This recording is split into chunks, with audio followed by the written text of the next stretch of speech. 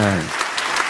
It is so wonderful to be here. Thank you all so much for having me, and Happy New Year. You know, it's we're doing another New Year. It's funny. Okay, it's hard to know who to say Happy New Year to, because some people already seem like they're not having a great one. Yeah, like you'll see somebody and be like, I'm gonna let this one go. Being here for New Year's was great. I went with my girlfriend and some friends, and we had a great time. And then it was midnight, and so a little while after midnight, about like 12:03. I don't know if you can tell from looking at me, but I'm not like fun. So 3 minutes after midnight, I was like, oh, okay, I think I'm gonna go home. And so I started walking home. And one of the wildest things about a new year is that it sneaks up on you in a way that you would think stops happening. As you get older, you're like, you're not gonna get me this time. I'm gonna be ready for you. And then it's over. And there's a whole nother year. And there's things you wish you could leave behind in the new. You didn't have time to like fix who you were for the new year. Whenever they say like new year, new me, there's two sides to that coin. It's a new year. The year did its part. Now you have to be a new person. There's so many things you wish you could leave behind. Like, it would be great if a new year meant there were just no more bad habits. Like the bad habits melted off. They were like 2025 things. And now in 2026, you just don't even think to do those things anymore. That's not one of your habits at all. I was walking back to the Airbnb, and I saw this guy crossing paths with me. And I was, in my head, I was like, maybe I should say Happy New Year. The year's 5 minutes old. I was even about to say it, but as I'm passing this guy, as we cross paths, I just hear this guy to himself go, no, no, no, no, no, no, no.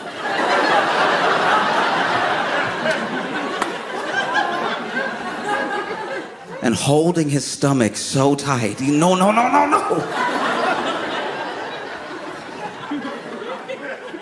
And I knew he wished he could have left it in 2025. I've been having a great time eating here, because y'all forget, y'all take for granted. I don't even know everyone in here, but I know what I'm saying is true. You take for granted that your food is food. And like, your food is food. I live in the US. I live in America, where the food is food shaped.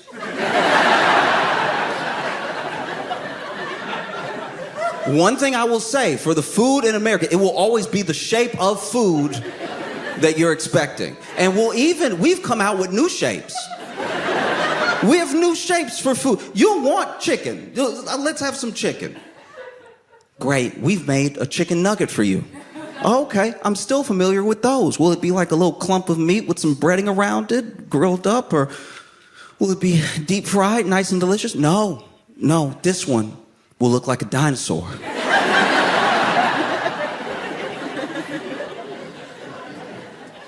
Is it dinosaur meat? No, it's chicken. Or at least we say it's chicken, but it's dinosaur-shaped meat. All the food will be the right shape it's supposed to be, in the shape of the food that you think you're buying. But when you eat it, you're like, you got me. This isn't food. We literally have a show where we shape all manner of things and ask the question, is this cake?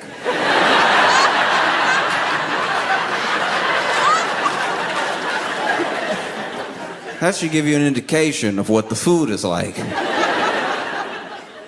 All the food here is like food. And don't get me wrong, you have your junk food. You do. You have plenty of your own junk food, and that's very cute, okay?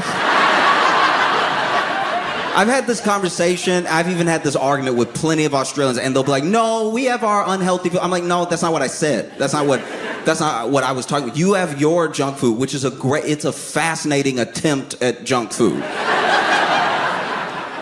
But that's like telling an American that you also have junk food is like meeting LeBron and being like, I play too. Like, it's...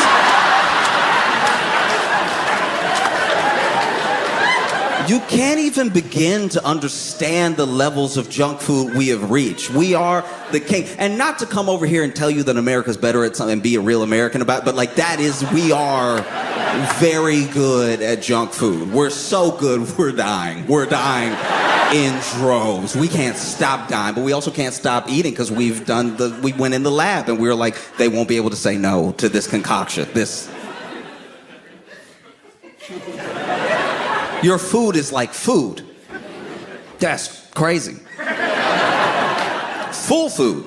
Like it has, like you can feel nutrients hitting. You can feel, okay, look. I know this is a bad example, but like when somebody does drugs on TV and then because they don't have enough time to show what actual drug use looks like, or maybe they don't want to, they make it look like drugs happen like that, like immediately, like someone does the drug and then they're like, oh, like it's... Okay, that is what your food is like. When I'm eating it, I'm like, that is what wow. I had steak here. I had steak. And I felt like, after I ate the steak, I felt like I could fight.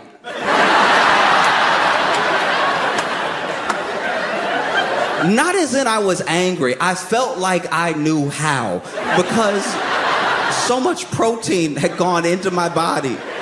And like actual protein, not the protein that we put out. Because in the US, we have lots of protein. We love making everything protein-packed. Protein will make up for how much sugar we also put in the thing. So then we'll have protein on protein on protein. So if you eat this, that's all your protein for the day. And you want to be big and strong, don't you? And then you eat that protein and then they'll make a commercial a couple months later where they're like, hey, did you eat this protein? We're so sorry. That was poison. That was like actual rat poison that we put in there. It was the same color as our protein mix. And so you understand how mistakes get made. But here I was eating, wow. Whoa. In the US, we have foods that you don't have here that are like junk food, but we also have flavors that y'all don't have here because you have like laws out of self-respect. And so the law here, it'll be against the law to bring that flavor here. Someone, and I don't even know if they're here, then congratulations to you, more power to you, but I imagine they're not even here. Someone from a long time ago was like tasting things from other places. And then they were like, that's good. Oh, what's that? Oh, that's great. Yeah, bring that. And then they had some flavors from the US and they must have died. They must have promptly died because you don't have those flavors here and they're like illegal to bring here. But we love them in the US. A child's favorite flavor won't even be a flavor that you're thinking of. You'll think of something like spice. You might even think of a seasoning. Like, oh, paprika. A little bit of pepper. Oh, this is so good. No, I'm not. You're talking about like seasoning from food. You're used to food.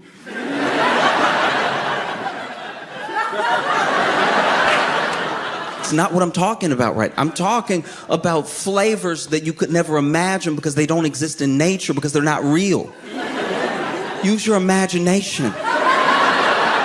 I'm talking about flavors that don't make any sense. You will talk to a child in the US and their favorite flavor is blue. I don't mean blueberry.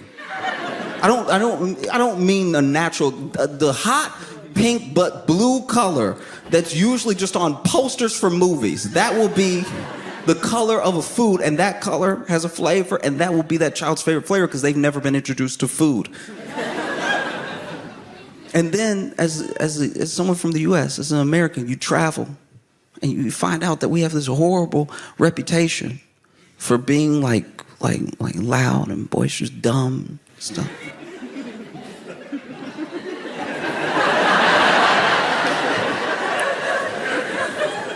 And everyone, I don't care where you're from, everyone has at least some shred of national pride where they want to be like, no, we are not. I am not the worst of us that you may have met. Right? Everyone has that thing. And so you're inclined, when you hear these rumors about the US, you're inclined to be like, no, I read all the time. I read and I'm perfectly easy to get along with and everything. What would make you think that we're What would make you think that we're this way? And then they'll tell you a story that once you hear it, you can tell that they're telling the truth. They'll tell you a story that breaks your heart a little bit. They'll tell you about meeting like a nice American family that actually were, well-behaved, perfectly pleasant people, but they seemed a bit dumb. And you're like, why are you judging them? That's a prejudice that you think they're dumb. And then they'll tell you, we had a conversation and, the mom and the dad were perfectly nice people, but then we turned and, the child was trying to get his mom's attention and we said hello. And he said hello. And then, they were talking. And the kid was looking up and saying, Mommy, can I have something? And then we asked the kid, oh, yes, what would you like? What's your favorite? And the child was like, my favorite flavor is blue.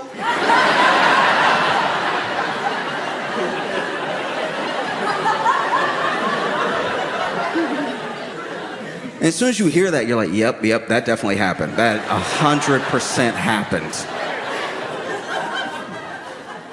We make attempts at food. We still have the fruits and vegetables for sale in the U.S. They're there. You can buy, if you went, you could buy them. You would see them there. And you would even think, you would walk in to a grocery store and you'd be like, this is just like a Kohl's. Look, it's basically a Woolworths. And then you'll bring the produce home and you'll eat it because they can't fool you forever. And you'll take a bite of like a blueberry. I remember when I had my first blueberry of this trip and my first blueberry in Australia, period. Because I've been several times now. And I had my first blueberry and I was like, wow, whoa. It makes you want to strangle someone for keeping the secret of blueberries from you. Everybody walking around all nonchalant. Smiling, acting like the blueberries here aren't good. I see you keeping secrets. You thought you could get it past me? Had a blueberry here and I was like, jeez. What is, wow. Did that thing where you don't want the food to be over. I did that weird thing where, I bought several blueberries. I didn't buy just one blueberry. So it's like, I don't know why I was like Oliver twisting it, but like bought this blueberry and then I was just...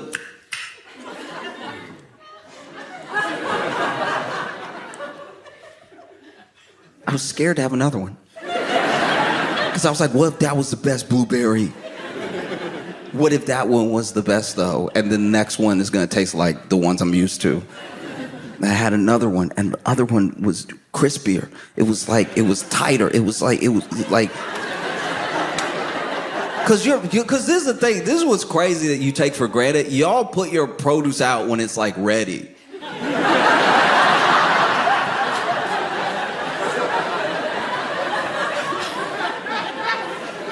Don't let the U.S., anyone in the U.S. but me, I'm the only one your secret is safe with. Don't let them come over here and find out that you put out the avocado when it's ready. That's not what's happening in the U.S. I'll tell you about it in a second. But the blueberry, it was tight. It fought me a little.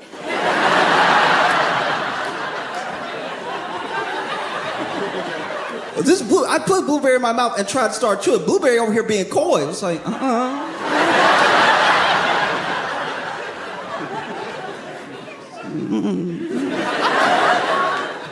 No. What are you doing?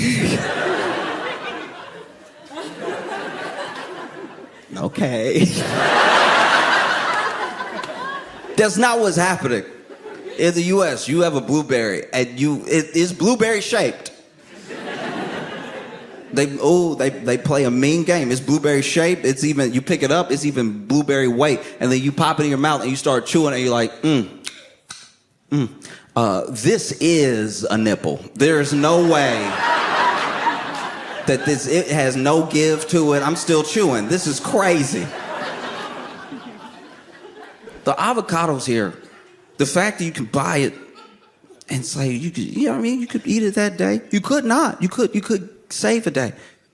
In the U.S., we do a thing with our avocados where we put them out as if they're going to be food. And then it's a lottery that you can't possibly win of which avocado will be a ripe avocado. Because there are some avocados where you feel it and you're like, okay. And then there's the little test you can do. Like, oh, you know, if you press, just give it a little bit of push with your thumb. And if it pushes too easy, it's a little bit overripe. And if it has no push, then it might as well give it a year. I've had a couple of avocados here where I can admit they were a little tough, but still they were like ready. It was like they were put out with some sort of care.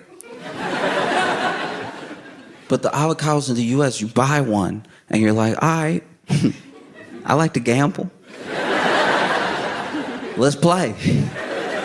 And then you bring it home and one of two things happens. Either you cut it with a knife and you open it up and you know how it has the seed in the middle. It will all be as hard as the seed, the whole seed. In fact, the first time I bought avocado in the US, I was like, I was living on my own and there were a bunch of foods and a bunch of produce that I had never tried until I was out on my own, right? And so I remember buying an avocado and bringing it back and trying to cut into this avocado. You would think I was cutting the kitchen counter because it not only did it have like no give to it, but by the time I was done, I had actually cut through the whole avocado because the whole avocado was as tough as the seed. Or the second thing will happen. The second thing, which is you bring the avocado home, you put it on the counter, and it disintegrates in front of you. It gets so soft in front of you that you go to cut it, and it's like, no need, and it opens up. And you see a tiny demon's face. A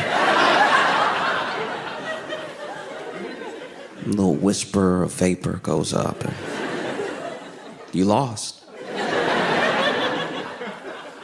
No, never take for granted the food that you have. This is real food.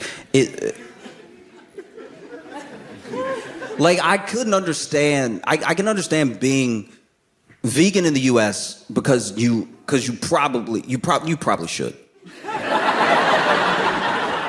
Like I can understand being vegan in the U.S. because like being vegan in the U.S. is like a self-preservation because they're telling you. Sometimes they'll tell you, oh, we've actually loosened a bunch of regulations around what we can feed the animal. So, for instance, in the U.S., there are some pigs that are straight up fed sawdust to stretch the food that they are fed. So it's like sawdust, they cut it with whatever they're feeding them. So then when you eat it, you're like, oh, there's no wonder it tastes like splinters, you know? And here, y'all are like, oh, no, we should eat quality meat. And that quality meat, I have not been to a farm in Australia, but I've passed a couple, and it looks like a good life. I feel like it'd be very hard to be vegan here because you're eating good meat. This is very good meat, but all this meat has a story.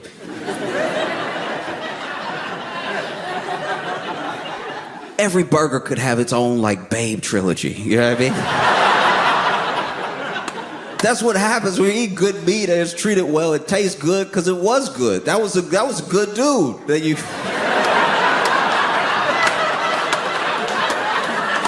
Oh, he was courageous. He was good to his friends and everything. That's why meat's so supple, you know? In America, you're like, no, I could tell this meat also, it not only did it have a hard life, but it probably wasn't a good person either. Like you could tell this chicken was racist or whatever. You know what I mean? Like, something. Even the animals has been an adjustment. I'm sure so many people come and visit and talk to you about like, oh, your animals. It's all terrifying. How do you do it? How do you get by with the fact that like everything can kill you? Y'all just don't care, you know? And it is weird what is after you here. You know? Like, I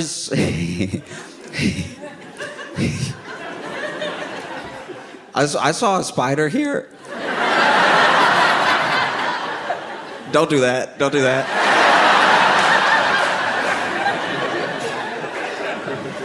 I saw a spider here, and it's crazy. This is backwards, by the way. Every science book in the U.S. or fairy tale I've read goes the opposite of how it goes here. Because y'all's biggest spider that has, like, personality. Your biggest spider that's over here just floating in front of you. And legs open.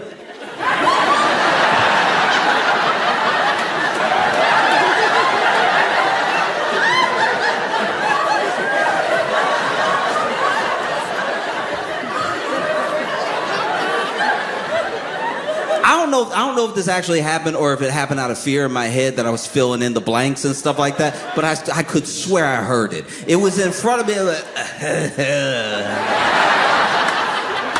yeah, I mean, like it had a chuckle like an uncle. You know?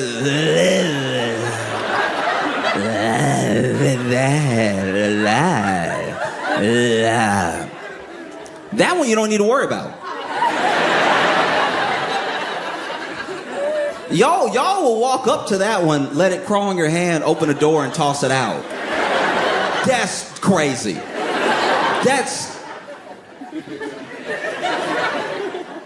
I need to understand how opposite of every law of human fear that goes against. Meanwhile,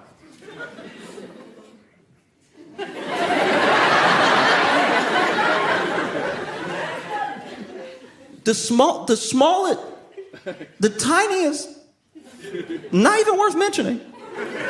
You could barely see it. That's the one that bites you and you explode. You.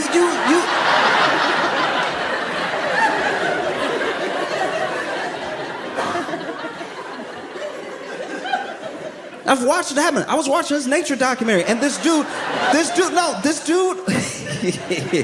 It's funny because maybe it wasn't a nature. Actually, okay. To be fair,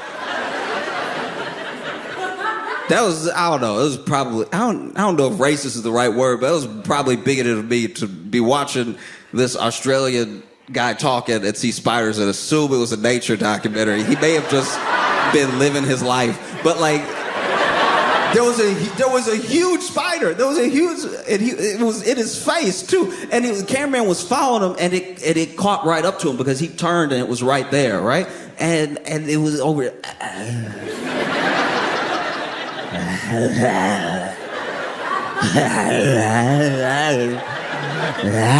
Right? And then he went and then moved out of the way. They kept walking. And I was like, oh, okay. I didn't know he was the bravest man that ever lived. And then this is like maybe like 10 minutes later in the doc, he's talking. I don't even remember what he was talking about, but he's talking. And then he goes, ah!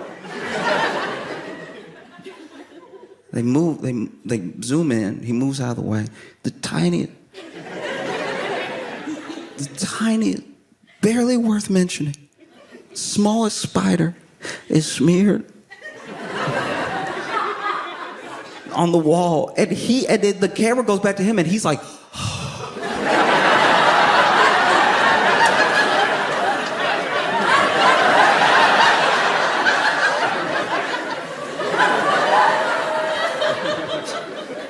I was like, this doesn't make any sense at all. This is completely unfair.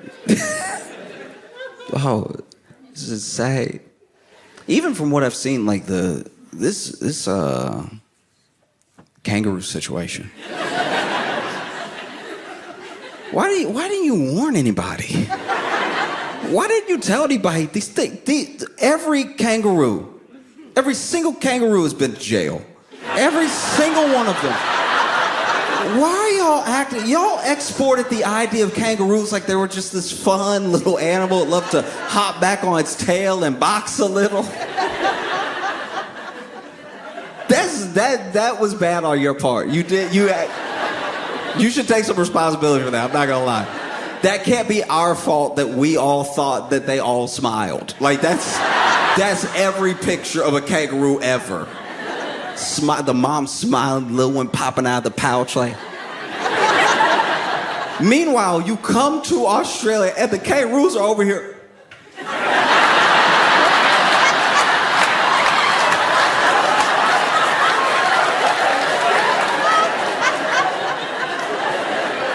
Every kangaroo looks at you like you just said something you shouldn't have said about its mother.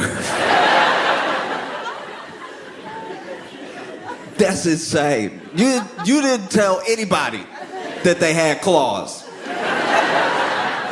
This is... Because y'all love to play these pranks on people who come visit. You love to talk about, like, drop bears and all this stuff like that.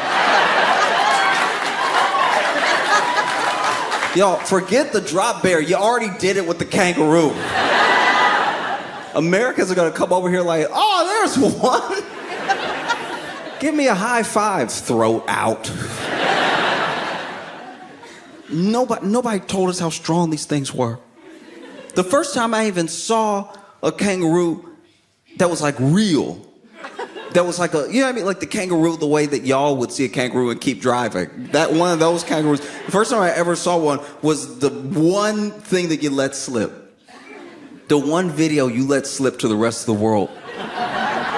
The one. Where that guy, his dog was with the kangaroo. You didn't tell us that kangaroos love drowning dogs. That sounds like an attribute you'd want to get out there. Imagine if America just sent out an animal into the world, like an American, like, cow, right? An American cow, this is a prime American cow right here. And we just let people come see it. And just never told them details that would be very important to know if you were going to meet a cow. Imagine if we were like, oh yeah, cow, yeah. You can go pet them if you want. Oh, by the way, they do stand up, so. Just be mindful of that, you know, when you walk up to them and everything. No, this kangaroo's over here. Kangaroos love to drown dogs.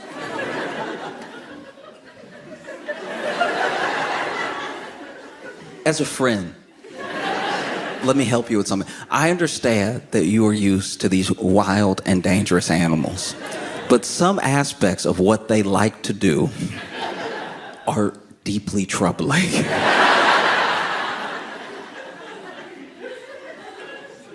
And so for you to not communicate first that the kangaroo, which we only know through y'all, loves to drown dogs. Do better, all right? Imagine if I had a friend who I was introducing you to, right? This is Stefan. Stefan's my buddy. I think you two will get on great.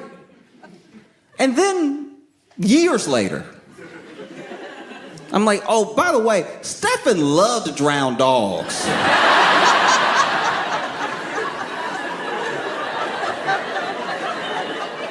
I think it would change how you feel about Stefan. But anyway, this kangaroo got the dog.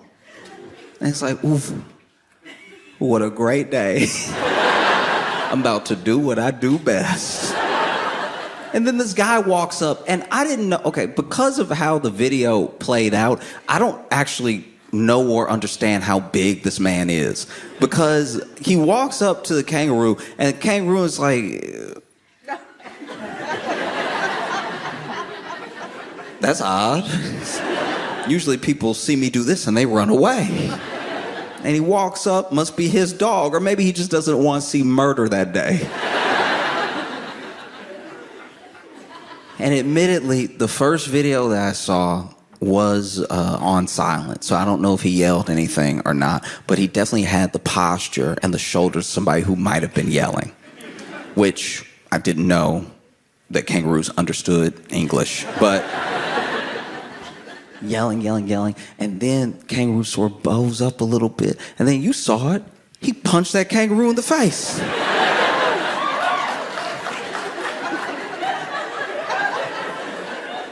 Punched the kangaroo in the face, and the kangaroo went.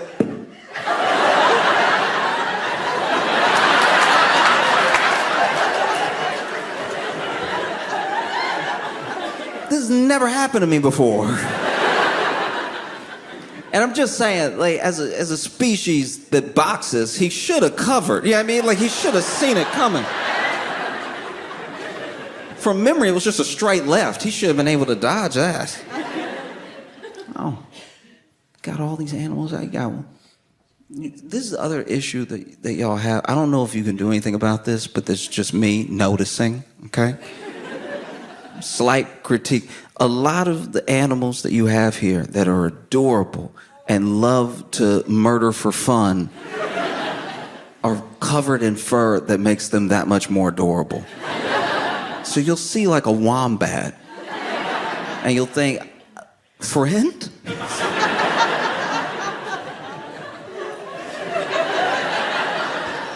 Hey, buddy. Hey, how are you? And then also, no one told you. You look at a koala. Once again, y'all just like let stuff slide. That should be the first thing you hear about this animal. You see a koala and you're like, wow, this is the white people panda. This is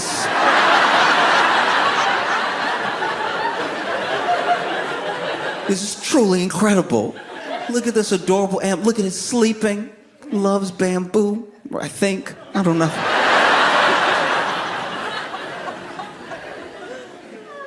I went to a outdoor, I don't know what you would even call it, because it wasn't like a national park or anything, but we went to this place that had koalas just chilling in the trees, and you could walk by and take a little picture of the koala and keep walking and everything. And I saw this koala turned and looked at me. And I was like, oh. It was like melting my heart, genuinely. I was like, oh. It was like meeting a dry penguin. It was like, oh, what's happening right now? Oh, I've seen it in books and now it's here. And then as soon as it turned to me, it was like, ah.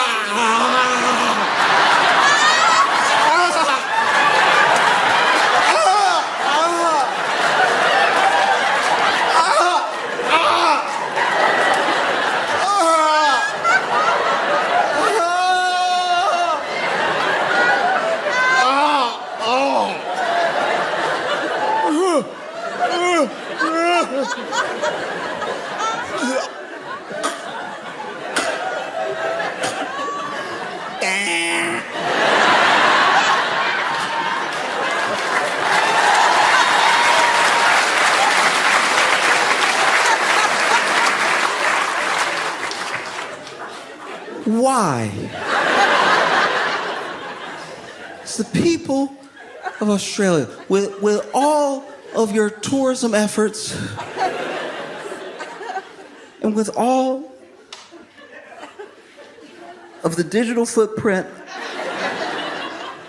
of koalas, did you not warn anyone that that animal is a person living under a spell cast by a witch?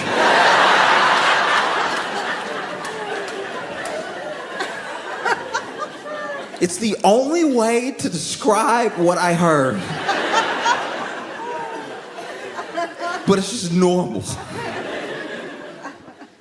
I'll tell you one thing. I used to live in Chicago, and I'll tell you about this night that I had. It's not the whole night. It's more just as in one instance where I used to do these open mics all over Chicago. I would go anywhere that there was an open mic. And I would do these like what they would call like mixed open mics as well, where it was like music, comedy, magic. You could do anything. And then I would go to the comedy open mics. And then every once in a while, if it was a storytelling open mic or maybe poetry, I'd ask, like, I would tell them, I would warn them that I was going to do comedy. I wouldn't just act like the whole thing was a poem.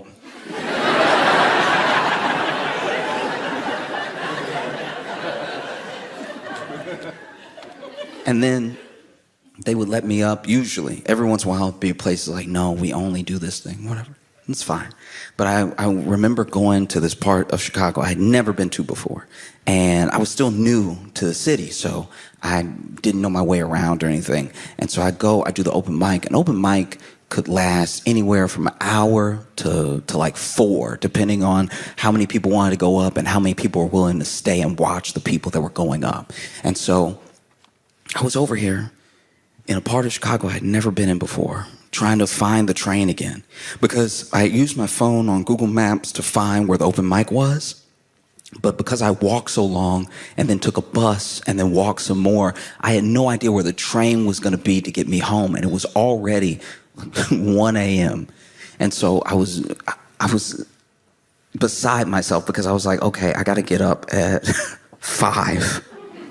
What have I done to myself? And so I'm looking for the train. I'm walking around and put it into Google Maps, and I'm confused because it's like, it says like this stop has maintenance. So I'm like, okay, I guess I gotta go to the next one. And I'm walking. And as I'm walking, I see this guy that is across the street from me in this abandoned lot. And he's standing in front of a dog and he's going, "What do you want? What do you want though? Like what is it?" And I've just never seen someone yelling at a dog from a place of divorce.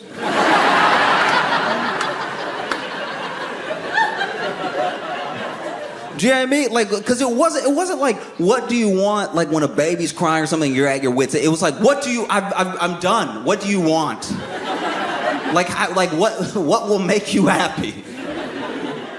And anyway, he's like, what do you want? What do you want? And then the dog, this happened so fast, the dog just zooms towards him and bites his crotch, right? I guess that's what it wanted.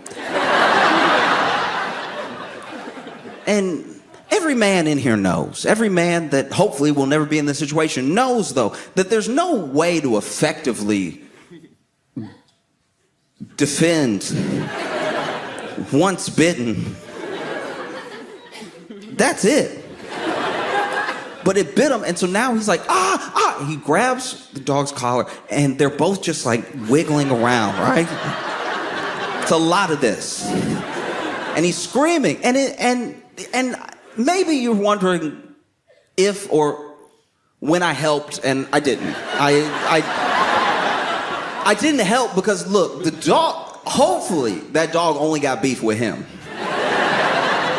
But one thing we know about this dog is it bites crotches. Right now, I'm a street away. The only way I could be safer is if I was at home. Like, why would I get involved? But it was crazy to watch because he's like, oh, we're right? And then right as this dude turns like this, right? There's a car that drives up, jumps the curve a bit, and hits him from behind. Okay? It doesn't hit him that hard. It was already slowing down, but it hits him to where his legs go up. And the dog lets go, the dog runs off, and then a guy gets out of the car and looks exactly like the guy that got bit. Like, he gets out of the car, and I'm like, it's him. It's him not bit. It felt like a moment from a movie about time travel. Where maybe this is what went wrong in that man's life. Maybe he got bit and then he was never able to make it work with the love of his life. Because she was like, I love you, but you bit. Like, we gotta be friends. So then he went back in time, got a car that decent. It was like, I don't know, looked like Kia Sorrento or something like that. But then drives up and it's like, oh wait, I focused so much on the time travel that I didn't plan for this moment, what I would do, and I'm late too, because I was supposed to catch myself before I got bit, but now I'm being bit. Maybe the only thing to do, maybe the only thing that'll break that dog's grip is if I hit myself with that car. And so he hit himself from behind with the car, and then the dog let go, mission accomplished, I guess. Clearly what actually happened is that guy had a twin. That has to be it. But even then, even a twin, why would they hit you with the car? Maybe they're not close. I don't know. The entire reason I told you this, the whole reason I told you everything I told you is because in that moment, being across the street, seeing this thing happen, which took like 0.5 seconds. Like, I swear I saw him, what do you want? Ah, boom, right? Like, it all happened together. Maybe his brother was already coming to pick him up, and the dog, maybe he didn't know the dog. Maybe the dog... Maybe his brother was always going to hit him with the car. I have no idea. The whole reason I'm telling you this is that being a spectator on the other side of the street from that thing must be what it's like to be an Australian watching America.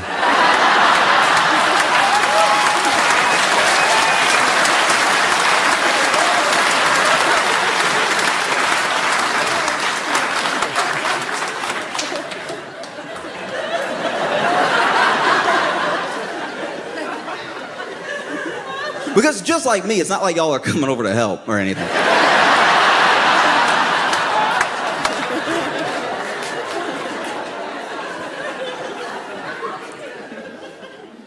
And also, just like me, you're like more confused than you clearly are concerned. For you, it's like a show. You're going home. This is entertaining. I'm the guy in the middle. What do you want? Ah, boom. That's your show. That's my life. That's what life is like. I don't know if you've been keeping up. Why would you? Why would you if you didn't have to? If you didn't have to. I know that you keep up because y'all know about the world and stuff. Y'all have like genuine interest in other countries and people and everything, but I just, wow. If we knew you were watching.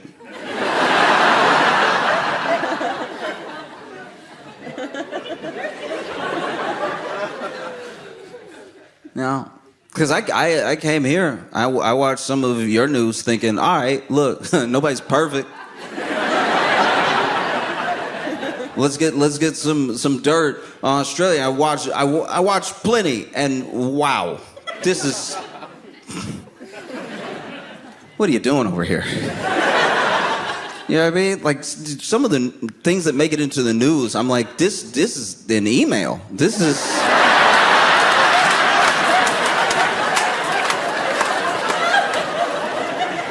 Like every country has its problems, don't get me wrong. Like every country has its problems, its tragedies and everything. I'm not saying nothing happens or that there aren't issues. I'm just saying that most of what is put out there to stay in the know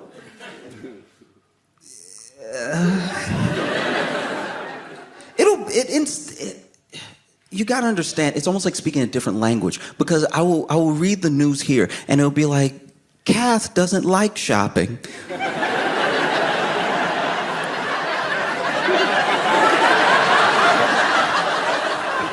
She hates going to the grocery.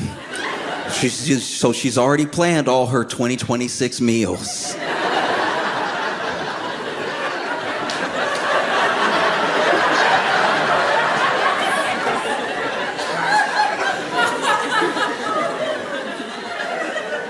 Meanwhile, in the U.S., our local news, not a national story, local news will be man set on fire by man on fire.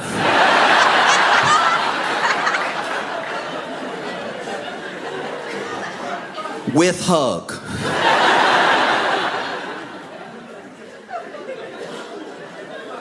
This is crazy. Yeah.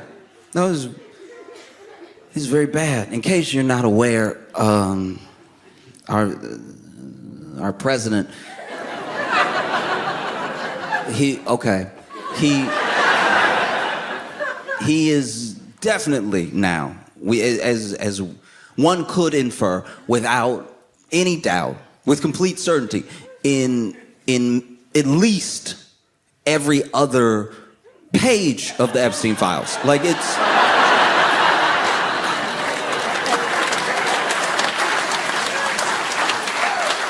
so bad. This is very bad. I know it's hard for you to relate because over here, if someone was like in something that doesn't even rise to the level of the Epstein files, right? Like y'all kick people out for like missing a comma in a memo. Like it's, y'all like, this is unbecoming. This is... meanwhile, in the U.S., okay, so the Epstein files, in case you're not aware, there was a dude named Jeffrey Epstein who was... No, some people don't know. Some people... No, for real, especially here. Some people don't know. Some people, like, I know that as a country, y'all keep up with the goings-on of other countries and everything, but I'm telling some individual people here will not know. Kath doesn't know. There's no way that Kath knows about the Epstein files. I refuse to believe that we live in a world where Kath is up on all current events in the U.S., but just hates grocery shopping so much. She need all her time to plan all of her meals for 2026, a year that just started, a year that's barely unfolded. Okay, in case you're not aware, Jeffrey Epstein is a horrible person, criminal, the devil, basically the devil, and was leading, or at least the biggest part of this trafficking ring, this cabal of deviants that moved with sort of impunity. He had an island, a lot of bad, horrific things went down there, and he was also, without doubt, Jeffrey Epstein was also, without a doubt, one could not just infer, but pretty much say with real conviction that he was Donald Trump's best friend, like his best friend ever, like BFF. FF, all the F's, BFF, forever and ever. Is very bad. It's bad, and so they've been fighting. And when I say they, I mean like the House Oversight Committee, I mean Democrats, I mean generally people in the public of the U.S. have been fighting to get the Epstein files released. In fact, ironically enough, Donald Trump ran on being someone who would release the Epstein files. Now, he did not say those things specifically. The people around him were talking about how he was going to be the most transparent president of all time, and he would release things like the Epstein files because there was a big push to get people energized around something that could be controlled, like a sort of narrative, and then that could get people out and voting, and then maybe they would just do away with it whenever the time called for it. But what they didn't account for is that people actually care if there are billionaires running around all over the world doing like a trafficking ring. And so, I know, who knew? And so even though part of his platform was being the type of person that would release everything, as soon as he's in office and they're actually talking about releasing it, everybody's like, uh-oh, that's basically his diary. Like, we can't just...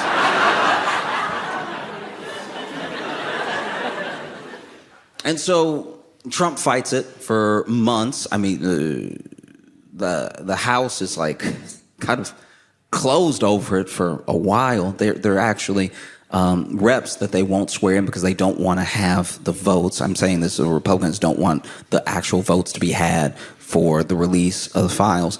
Finally, that happens, though. Finally, they vote on a Transparency Act that would release the Epstein files, and it gets passed off from the House to the Senate, and then the president has to sign. So it gets passed to the Senate. The Senate actually, crazy enough, signed it so fast, I don't even know if it touched the desk. Like it just sort of floated in the room like a cartoon piece of paper, and then it landed on Trump's desk, and Trump gotta sign it. He has to sign it, because if he doesn't sign it, it sort of stops with him, and it makes him look super guilty. And he already looks very guilty. He already looks really guilty because, okay, I'll back up for a second. Remember what I said about like you eating McDonald's in the US and it not being food. It's like not food. You know what I mean? And then you eat it and then you're like, ooh, I feel terrible. I feel like somebody fought me in me. Like it's crazy. And then you have to go to the bathroom and then your whole body is like, we're never doing this again. But then you do, because it's addictive. And I know that like McDonald's here is not the same as McDonald's in the US. I know that because admittedly I've had some, and it doesn't do that to you. Like you actually, I bit the food like it was gonna do it. I was like,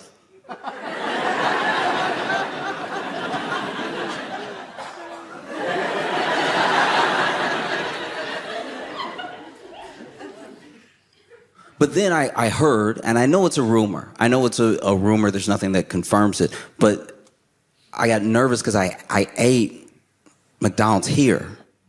And I heard about Scott Morrison, right? And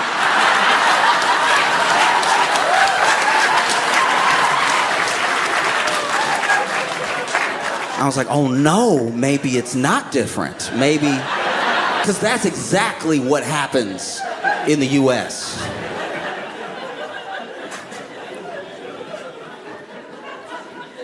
But anyway, Trump was over here trying to stop the Epstein files from, coming out through word of mouth, through hitting up people in private conversations and everything. And then it finally lands on his desk. He's got to sign it, because he's done a very bad job of looking like he has nothing to do with it, mainly because he's basically been screaming over and over, I don't have anything to do with it. Like, that's not... It makes you seem very guilty. So he signs it. So then the Department of Justice, which if you visit the U.S. and you are talking about the Department of Justice, you are allowed to go, Department of Justice? Like you can, because we aren't even sure. So then the Department of Justice had 30 days to release the Epstein files, which is crazy. Like, this is crazy. This thing that we thought would never see the light of day is supposed to come out by law, by the law that the president signed in 30 days. And so then they waited until the last day.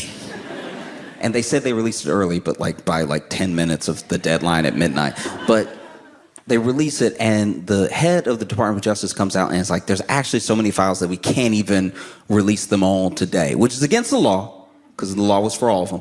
But we can't even release them today. We're going to release some today and some tomorrow and then some in the spring. They really tried to release the Epstein files like a season of Stranger Things.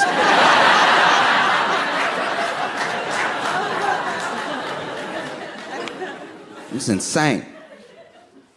And then, never mind the fact that as they're trying to redact all this stuff, which is what was happening, the holdup was that they were trying to redact anything with Trump's name in it, or maybe people in the party that would look bad for them. They're still in office and everything, so they're doing all this redacting. So when they finally release the files, a lot of it is redacted to the degree which is just ridiculous. It'll be like a picture on a page and the whole page is black, but the whole thing was transparency. You have to tell us what's in there, and you have what's in there. But then they did a bad job of redacting. They did such a bad job redacting that some of the stuff with Trump's name on it got through. And then they tried to redact it the next day, but that's not how redacting works. We know now. You showed us. In fact, they did such a bad job redacting, because this is what happened. as well. There were so many files that they actually begged people to work overtime for like a month and a half leading up to what was supposed to be the release, so that way they could redact enough and make sure they were all squared away, so when they released it, they released everything. But that didn't happen because there weren't enough hours in each day leading up to the release. I need to be clear about something. There were not enough hours for the entire team of people that they had redacting. Do you know how bad things must be if there are not enough hours in a month for a team of people to blacken out enough things to exonerate the president? Anyway, they finally released it, and they did such a bad job of redacting that some of the files were redacted in like Word. And so they basically copy and paste to a Word document, highlighted it in black, and then put it back for the...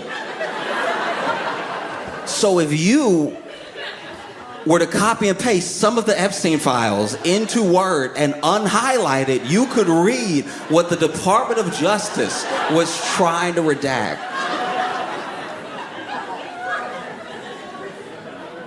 Which is so wholly embarrassing as a country.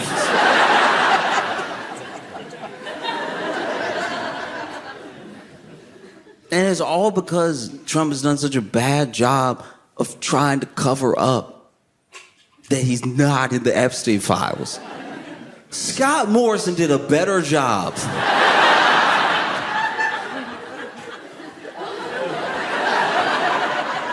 Imagine if Scott Morrison was over here. I was never at McDonald's. You'd be like, oh, it definitely happened then. That's...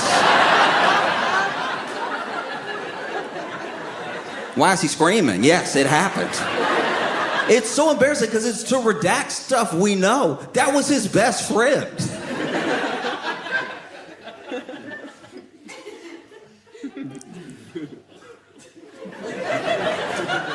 It would be like trying to redact any relationship between peanut butter and jelly. I know y'all...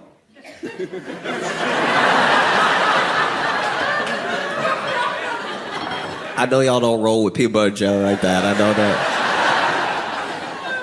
I know y'all are like, that's our food. But like, it...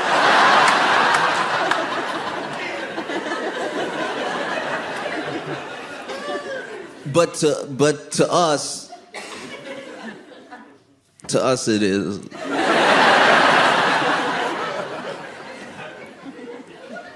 I mean, you know what I'm scared of? I'm actually terrified for you if y'all started eating peanut butter and jelly, because it would be real peanuts. It'd be jelly from like a fruit. And I don't know if any one man is ready for all that power.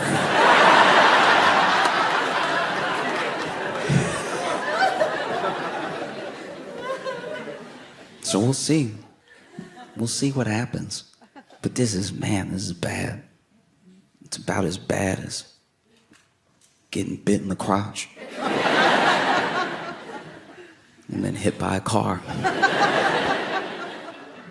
And a whole country of people just watching it.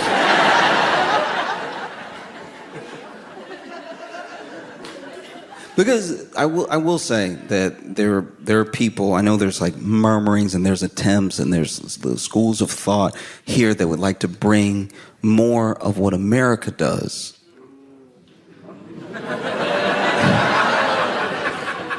I'm just telling you what I've heard and what I've seen, and I'm just saying, as someone who lives there, don't.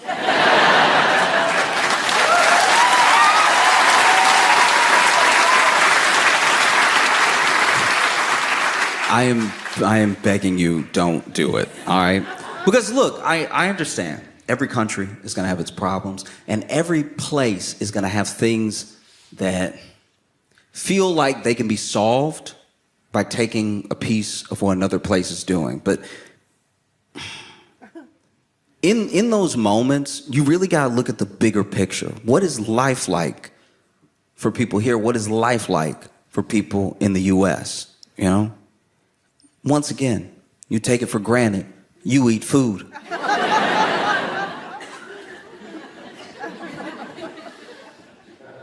You eat food. And there's a general belief system that seems to, from the people that I've talked to of differing opinions, both Aussies in the US and Australian citizens here, there is this general attitude, general mindset of the things that a government, a country owes its people.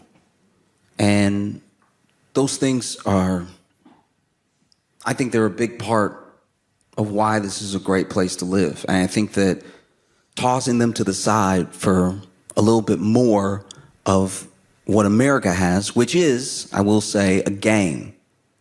America has a game. You can play this game, and you can walk away with nothing, or you can walk away with millions. Spoiler alert, you won't walk away with millions. But the belief that you might walk away with millions allows you to give up things consistently. Give up your privacy, give up your data, give up your rights, give up the things that are owed to you by your country, by your government, as a taxpayer and as a citizen. And that's something I would never want to see happen here. There are beautiful things in the U.S. I'm not just trashing the U.S. all over the world. I'm just being very honest about it. But I just see people who have a genuine belief in what seems like an understanding what it takes to take care of their neighbor. And when you take care of your neighbor, then eventually you are taking care of your country. You know, I understand there are things that I can't understand about living here. I'm not acting like I know the ins and outs of liberal versus labor or anything. I just know that when it comes to a quality of life, value for money, and being valued by your country as a citizen, there are a lot of things that you are doing right. I understand that you strive for more, and you should. You should keep fighting for the best possible world to live in, the best country to live in, nonstop, all the time. It doesn't mean that you can just pat yourself on the back and quit. It just means that what you're doing is working, whether you know it or not. Traveling opens your eyes to how people are living in different parts of the world. And I'm telling you, as someone who has started traveling and doesn't want to stop, I'm seeing all the ins and outs of places, and yes, what they may be lacking, but what they're really doing right. And I'm telling you, when I meet people, when I talk to people, for all of its problems, and for all the things that I hope get better about living here, with living here, you're doing a lot right. A whole lot. And you can tell that you're doing a whole lot right because Kath is in the news.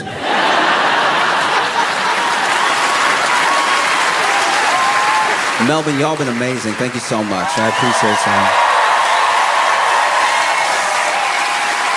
Thank y'all so much for coming out.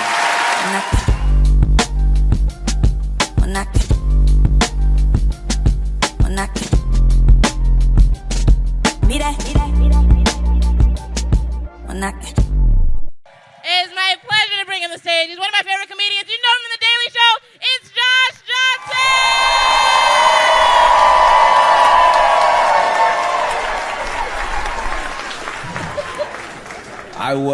Johnson!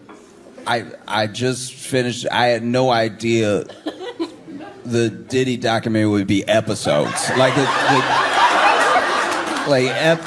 Episodes. I knew a documentary was coming out. I thought it'd be like a documentary. You know, like when you see a documentary, it's a feature-length film, but it's a documentary. This is episodes.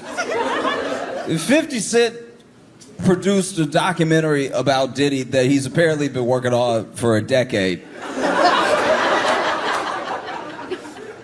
And it has episodes. I've never hated someone for episodes. That's what every person I've ever hated, it's been a very short story. It's like, oh, we don't really get along, feel like they betrayed me, and that's about it. 50 Cent sat the world down for 4 episodes. This is crazy. 4 episodes. With some of the most, this is some of the best footage I've seen in a documentary, because what they did, this is insane. This is fundamentally crazy, okay? The documentary starts with Diddy in a hotel room talking to his staff and his lawyers about what to do about this like incoming indictment, right? It's like 5 days before he gets arrested, right? And as I'm watching this, I'm like, that's curious, because this is 50 Cent's documentary about Diddy, yet there's a camera in Diddy's hotel while he talks to his lawyers. He's talking to his lawyers about a strategy on what to do, like a game plan. How did 50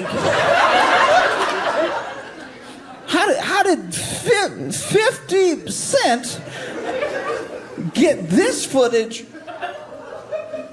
Is he in disguise? How is he in the room for this thing? And then this dude's like on the phone. Diddy is on the phone and he's talking about how we need to be aggressive, we need to come back. He literally says we need to get like the dirtiest, most like expert propaganda we can out there. Which, okay, insane to say on camera. A camera I think you know is there. That's wild. I just had this question in my head of like, how did they get this footage? Turns out that Diddy was making a documentary and he had started recording everything because this documentary was going to be about like his comeback, right? So he's like covering everything himself, recording everything himself, so he has his point of view out there, right? So then he was going to make a documentary. He thought he was going to beat everything and then make a documentary, release that documentary, and then get everyone on his side again. And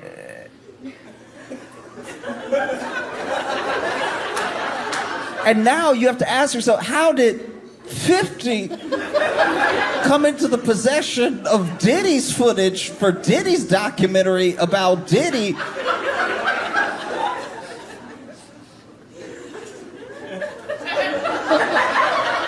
This is crazy because he's making a documentary himself, but then he took that documentary. Apparently what happened was that Diddy did go to jail and then he couldn't pay the cameraman.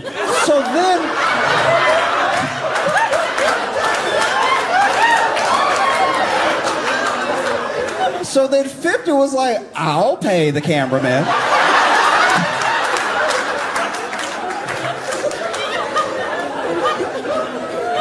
And Diddy is such a terrible person.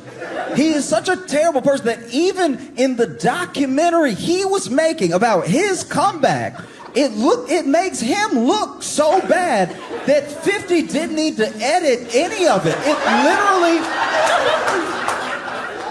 He already said on a camera he knew was there, we need to get the dirtiest, like, most filthy expert propaganda we can out there. That was for his documentary. And then 50 took it and he was like, this will do nicely. Yes. This is fantastic. Because I was sitting there, I was like, because also, the other thing happened. So he gets off the phone with his lawyers, gets off the phone with his team and everything. And then he stands up and he's looking out the window. And out the window, he's like, gotta be like 26th floor or something. He's like in like a high rise. And across on the roof of another building, another tall building, but on the roof of another building is just, Diddy is looking out the window to another building, and on top of that building is just the police.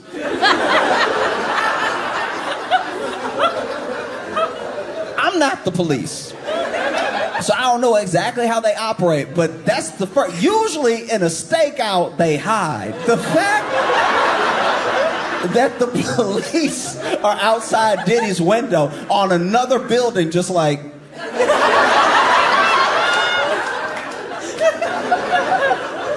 This is crazy. Once again, this is his footage. His footage. That's wild. 50 Cent has been promoting this documentary with glee. He's been going because he hates Diddy so much. He hate Diddy. You think you hate stuff. You do. You think you hate things. Ooh, I hate racism. No, not as much as 50 hates Diddy. Oh, I hate sexism. You haven't even met sexism if you compare it to how much 50 hates Diddy. Oh, I hate olives. You love olives compared to how much 50 hates Diddy. Not ready for how much 50 hates Diddy. He hates his, first of all, he hates some episodes. He hates this man. Episode after episode, he hates him enough to get good footage. Narrative stringing footage. Complete through line footage. Never before seen footage. Man, he hates this dude. He's been promoting, he's been going everywhere, going on talk shows, everything. Goes on all these talk shows. This dude went on like MS Now, whatever they're calling it, and he's talking. I think he's talking to Ari Melber, and Ari is asking him, you know, just seems like they're having a conversation about like him specifically, and they were like, "Do you have any like heroes, people you look up to?" And from what I could tell, 50 was basically like, I have people in my life that have accomplished things that I would like to accomplish, but I don't put anyone up on that level to just like call them my hero. You know, he doesn't like deify a person like that. And then Ari asks him, what about like in your life, have you seen any like villains you don't want to be like, people you don't want pattern your life after? And he was like,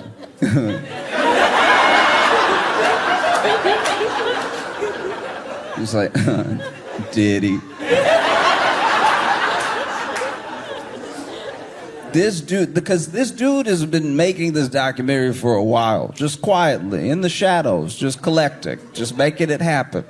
A decade of work going into a documentary. And now it's like he gets to show it off. This is his baby. You know, and you know how new parents are. You know how this is the miracle of life happened through you. You made this person that you see, it's changed your whole perspective on the world. You see this person now that you can't, anyone brings up, how have you been lately? How have I been? This person, the miracle of life, my baby. Look, do you want to see my baby? Do you want to see pictures of the baby? You have thousands of pictures of the baby. But no parent that I've ever met is promoting their child the way 50 is promoting this documentary series. This man went on, apparently, this is the rumor, apparently he went on like the ABC stations specifically to do the interview because ABC is one of the only stations they play in prison.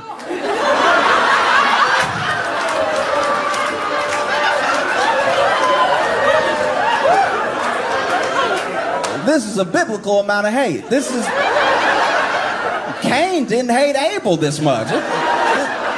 This is wild. He is doing everything but looking right to the camera, smiling and waving at Diddy. This is insane. This is wild. He's smiling so hard. I've never seen him smile like this. This man's smiling. 50 Cent in every interview is smiling ear to ear. I didn't know he had dimples. I think they just came in. Wow, he hates him so much. Oh man, wow. He hates him. So like, I've never seen hate like this, and to produce something that is both like a product of your hate, because most hate is fruitless. You know, people talk about hate. And one of those famous quotes, hate is drinking poison and hoping the other person will die. Apparently, hate is also making a documentary series detailing how much everyone else should hate this person. One of the craziest things to me about the Diddy documentary is that the pure length means that he's more evil now. Now that we've got like a documentary about it, he's more evil now than a bunch of other historical figures. There are people from World War II that did not get 4 episodes on them anywhere. That's crazy. During the trial, I don't know if y'all saw this, but there were some people that were they were out there saying like, free Diddy. They were out there, with signs, like picketing, like he might be innocent, and maybe he was just another innocent black man being railroaded by the system. And apparently, all those people were being paid $20 an hour by Diddy.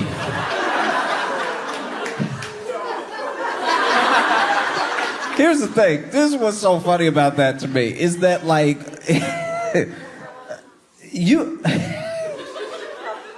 they're out there being like, he's innocent, but they're also not hiding the fact that he is paying them to say that. And not only is he paying $20 an hour to stand outside and be like, yo, free Diddy outside the courthouse, but even while paying $20 an hour, he was only able to get like 14 people. Do you know how guilty you have to be offering up money, and then people just passing by the street like, I think I'm good. Do you know how many people could use $20? People literally, get on the train asking for change in New York all the time. And even they were like, you know what?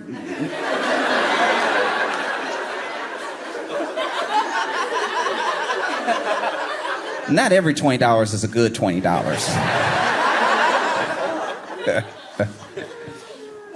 Oh, this documentary is insane, because there's so much that we knew beforehand. There's so many things that we already knew where we were like, all right, this is, we've all seen it. A lot of baby oil, way more baby oil than anybody needs, right? Which I will say this, watching the documentary now, knowing what we know, editing-wise, they didn't need that many shots of baby oil. That does feel like 50 Cent was standing in the editing room like, no, and put some baby oil right there. No, they mentioned baby oil, so go ahead and throw to the baby oil. Okay. Oh, but you watch it and, yeah, you already knew the things he was implicated in. You already saw, oh, okay, there's this shooting way back when, there's this assault of this other rapper, there's all these like whisperings, and then you watch the documentary, and I don't know how he did it. I don't know how 50 Cent did this. This man managed to get things we've never seen before. Do you know how hard it is to have never before seen footage of things from like 20, 25 years ago?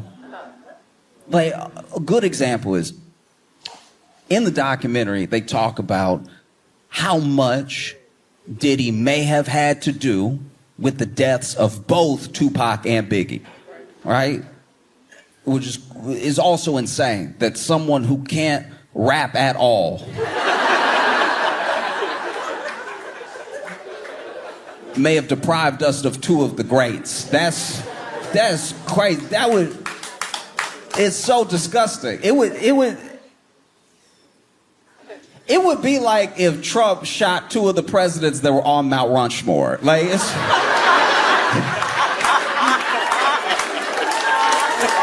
like,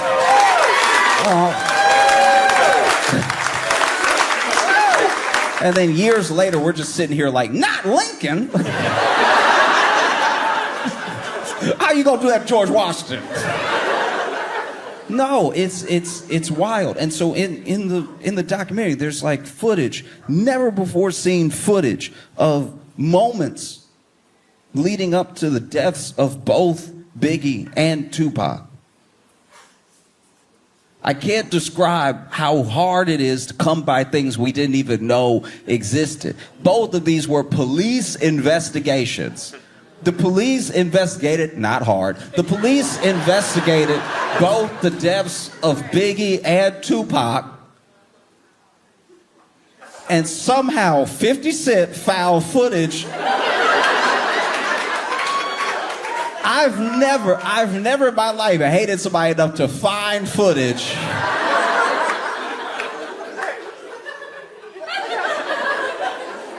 There's like this video, and this is also, you gotta go back to when this happened. This isn't when everybody had like a footage maker in their pocket. Do you know how we are accidentally being surveilled at all times? All of us. I know you think you're not because maybe you don't have your phone out and you're not posting where you are all the time, but the phone knows. The phone is very aware of where you are. And the phone loves snitching. The phone... One of your phone's favorite things to do is hit up a Fortune 500 company and be like, we over here. In case you want to study our patterns, figure out how to advertise to us, we're right here. We are completely and totally surveilled all the time. People don't realize that, like, even if your phone is off, you were just taking a walk. Maybe you're like, you know what? I want a break. I want a break from everything. I'm going to take a quick break. I might even leave my phone at home and I'm just going to go for a walk. That's great. Detach for a second. The thing in your pocket is too much of your life, and too much access to you comes through that thing. Like, sometimes just for the sake of your mental well-being, it's important to take a break from it, right? And you assume when you take that break that the phone can't even snitch. Meanwhile, you're taking a break, walking through your neighborhood, getting caught on every Ring camera. Every ring, everybody got a Ring camera. You getting caught from Ring camera to Ring camera to Ring camera to Ring camera to Ring camera. And even when they try to ping your phone, the phone like, he not here. Like, the phone loves snitching on you. The idea that, like, any crime goes unsolved is wild to me. The way we are surveilled now, I'm like, how did you not catch them? I know where they are right now. It's crazy. So you go back a little bit. Go back to before it was so easy to keep track of everyone. Because even when people text you, they expect an answer from you. They have your number. They know it went to your phone. It said delivered on their end. Right? And unless you fixed it on your phone snitched on you to them. It said red to them. It said red. It said, he saw it, he just don't want to answer. It said it. It told you. It told you immediately, right? And so even when you text someone, we expect immediate answers. We expect a sort of immediacy from everyone. And if you're not getting it, then it must mean something, right? Let's go back to a simpler time. Go back to the 90s when, you could just move about the world. I'm surprised people in the 90s, like, I'm a 90s baby, but I was a baby. I was a child. I didn't have the chance to take the opportunities allowed. But how did everybody that was an adult in the 90s not serial kill? It seemed like it was right there. Anytime somebody older than me hates somebody else older than me, I'm like, you could have been dealt with that. That seemed like... you don't want to solve a problem, that's on you. But, like, I'm just saying, it's crazy to look back. Even, like, CCTV footage from, like, 1990.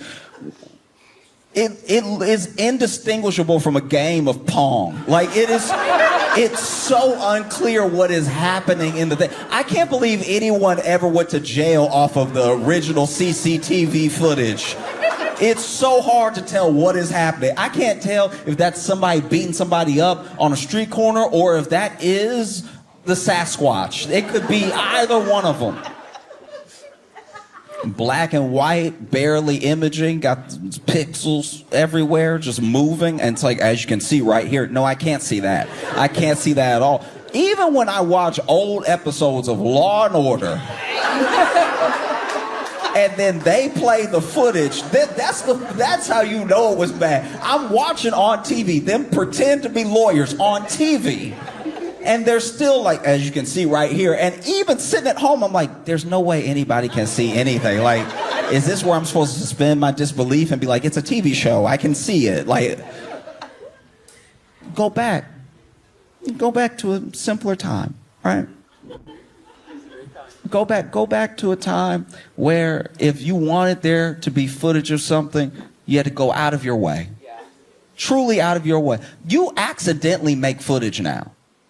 People don't realize that, but, like, even some of the things that get people caught when they do a crime weren't even them being stupid. But some people are very dumb. Some people are incredibly dumb. And they're like, look at me doing a crime. That is happening. And that's happening a lot. We got to get the youngins to stop doing the crime in front of their phone and then posting it. Doing the crime at all is bad. We should start there. But also, doing the crime and recording it is insane. Doing the crime, recording it, and posting it yourself. We have got to, the snitch is in the house. Like the snitch is you. The snitch is in the mirror. There's no one got to tell on you anymore. You post it. Look at me doing the crime. At what time is it? Let me take a screenshot of myself. Hold it today's. Let me take a screenshot of myself holding up another phone with today's most viral TikTok so that everybody can know for certain that it was me and I did it and I'm proud of it. And then when I show up in court, I'll be like, who? Oh, truly, let's go back. Let's go back. Let's go back to the 90s when you could just go for a walk, having, I don't know, killed somebody, and then... I don't even, truly, I don't know how, up until recently, up until, the true sort of overwatching surveillance police state that we don't really sit aware that we live in. Until then, I'm blown away that a cop ever solved a crime. That's true detective work. If you go back to the 90s and you're like, there's footprints. Let's check the footprints against the shoes that have been made in the last 10 years.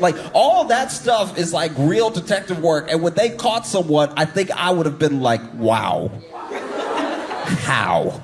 This is crazy. Police now, they're just like, that looks like him in the video he made.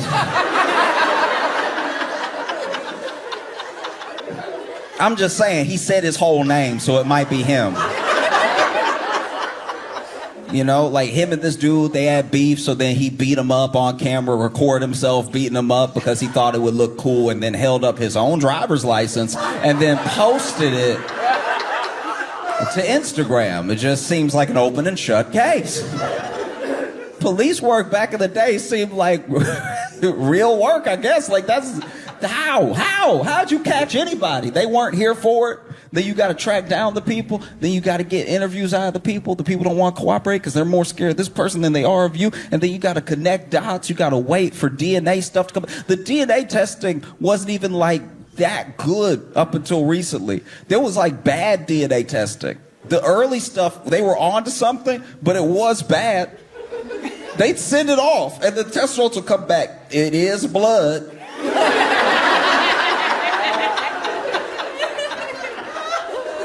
You haven't helped me at all. Whose blood is it? Somebody red, I think. It's gotta be somebody red. Because the whole thing was red, so. And now you can enhance images. Even if you got a grainy image, you can zoom in and enhance it. And you can't necessarily enhance and upscale it the way that they did on TV. But a lot of science follows a lot of entertainment. It's funny how that does keep happening, where there will be an idea, you'll see it on TV. It doesn't really exist that way, but then it almost becomes the design for the thing that will exist one day because it fits into the imagination so well. They're like, oh yeah, why don't we just have facial recognition that cross-references all the other faces we have in the database, and then you just run it and it goes face. That's him. That's him. Wouldn't that be better? But instead, you're talking about the 90s. You're talking about a time where you could just go for a nice long stroll, not be on camera anywhere potentially, depending on where you were. You could make a call. You could make a phone call, and there would be a record with the cell phone company of who you called and when you called them. That type of thing was there. That level of surveillance was in place, but they wouldn't necessarily know the whole content of the call. Not like now. Not like now where people basically do phone calls for the world. You know, you see these voice memos that people leave, and I'm like, that's the most, you might as well have just told me and the company what you had to say. People will leave a voice memo, and some of them are very sweet. I always love getting a voice memo. I'm just saying, they've already got on your phone, we'll summarize everything. We'll summarize it for you. Actually, I learned to read a long time ago, so I don't need you to summarize anything for me. You'll see a text message. Text message will be from your mom, and it'll say, Mom expresses feelings of concern. But then you look at the company and you're like, why y'all read my text message? Like, we're not reading it. No, we're not reading it. We're not reading it at all. I'm like, that was a pretty good guess, though. When I opened the phone, it was my mom being like, I'm concerned about you. Just let me see my message. It's crazy. They don't do that anymore. You used to get a text message and then you would see like a little preview of it and you could just read the preview, and based off the first half of the sentence, you could decide if it was something you were willing to reply to right now. You know? Because you can't just open it right away. It'll say read. But if you get a text message from someone and the first few sentences might pop up on your phone and it's like, where do you get off? You're like, all right, I'm gonna have to address that later. But now you get the text message and it's like a full summary of what you were definitely about to read anyway. That's weird. It's like, how? How does anybody get away with anything now? Especially now that crime is dumber. How does anybody get away? It takes you back to those times in like the 90s. Maybe you go for a walk, maybe you are just driving your car and you're truly like free in a way. There's nobody really looking for every little move that you make. And in the case of Diddy, somebody should have been. Somebody should have been watching, checking the entire time. You know, you see in this documentary the relationship between Biggie and Tupac, the relationship between East Coast and West Coast, and how so much of the actual troubles were like orchestrated. They were stoked by Diddy. Like Biggie liked Tupac. They were cool. And then Diddy was jealous of Pac. Diddy was jealous of Pac because Pac was everything he wanted to be. You know, he was charismatic. He was truly like a poet that could make you understand where he was coming from. You did not have any sort of similar life experiences to him at all, but he could express himself in a way that brought you in. No matter where you came from, there was real connection there. He could build and he could bring together real community, right? And so for that, he was loved. He was instantly accepted. He was praised. And if you're someone like Diddy, you see that and you're immediately jealous of it. It's everything you want to be. He's good looking, he's young, he's successful in a way that comes from his effortless talent and his hard work. He's everything that Diddy wanted to be, and that Diddy knows he isn't or wasn't. You know, Tupac was a rapper. Do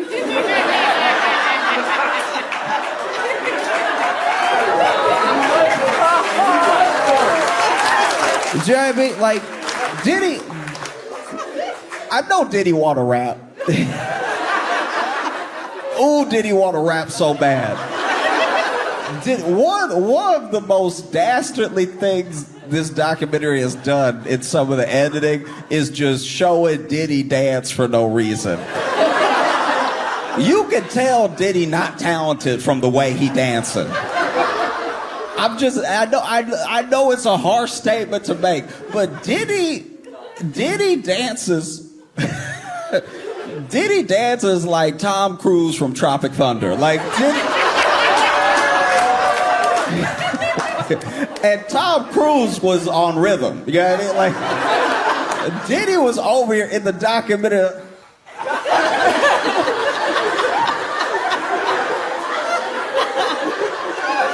Like he was trying to land a plane.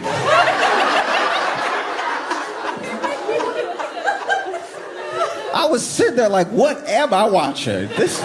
I'm just saying, you go back to that time, right? Go back to the time in the 90s when like when your phone was just a phone. Like the cell phone was only a phone. You could make a call and play Snake. Maybe Centipede if you were fancy, but like that's all it was. It had that stick that came out of the antenna that shot out of it that for some reason wasn't out all the time. Why would you not pull it out all the time? If you want to have a good call, why do you need to pull it out? Shouldn't it just come out every single time? And then you would drop it. You drop your phone and it was not a big deal. Look at people that drop their phone now. This is how you can tell we're all addicted to our phone. Watching someone drop their phone is like watching somebody drop crack down a drain. They're like, oh!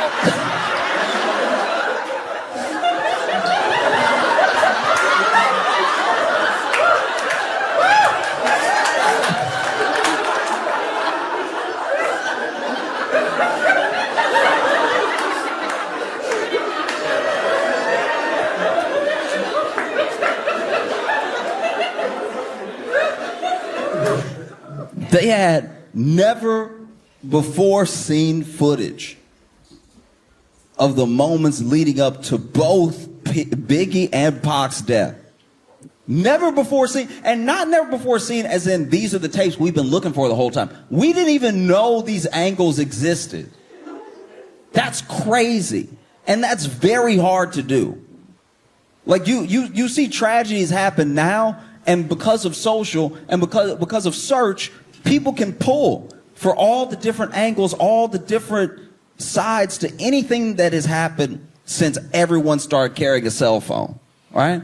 But this thing is crazy. You see them walking. You see Tupac walking all the way up until a fight that he got in. And then later, you see through footage, things that people have not seen before, leading up to his death. Same thing with Biggie. There was this moment in the documentary where there's somebody sitting in their own car, right, with a camcorder, which is weird. I know we're going in the Wayback Machine, but even in the 90s, nobody sat in their car with a camcorder. That's a new thing. Recording yourself in your car is a new thing. It's a relatively new thing to humanity. We weren't doing this before maybe TikTok. Like, we weren't doing it that much. And now people record themselves in their car so much. Why did we start crying in the car? Look, I know it's already like a social phenomenon and everything, but we will need to stop. Like, that's people recording themselves crying in the car. Because the first video I saw somebody crying in the car, I don't remember what they were crying about, but they were talking about something. And it was something big. It was something happening in the world. But they were like,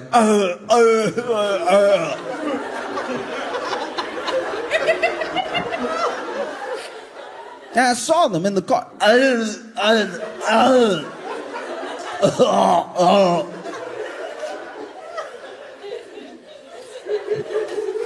And they were talking, they were like, it's so unfair, this is life, you know, it just comes at you, this is horrible, what are you supposed to do? And I remember sitting there like, okay, all right, they're making some valid points, I understand why they're upset, but who recording them right now? This is terrible. Why would somebody record them and then put it online? And then, because I was scrolling when I saw it. So then when I clicked on the profile, I saw it was their profile. I was like, oh, somebody then hacked them and posted a video of them crying. That's terrible. This is a true demon that got a hold of their footage and then posted to their page of them crying. That's so embarrassing. Oh, I hope they find justice, right? I was so interested, genuinely. I was so perplexed at what was happening, because then the other people commenting weren't addressing the fact that this person crying is their like, no, I seem to be the only one confused about what was happening. Everybody else in the comments was like, keep your head up, you know, like all this.